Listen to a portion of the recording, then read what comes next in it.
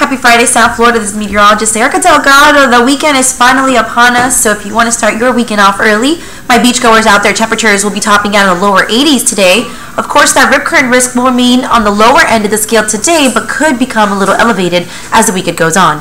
No advisories over the Atlantic waters. That goes for Miami-Dade and Broward County with winds out of the east between 5 to 10 miles per hour.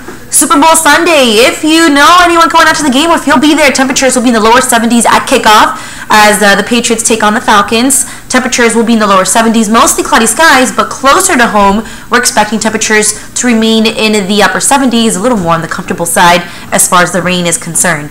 For today, though, temperatures will be topping out in the lower 80s. Again, we're going to keep that isolated shower or two in the forecast for the remainder of the afternoon hours.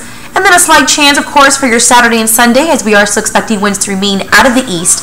Low 80s, we're not expecting any cool down behind that cold front swinging through later today. And of course, as you can see, temperatures will begin to soar back into the mid 80s come midweek. Have a great weekend.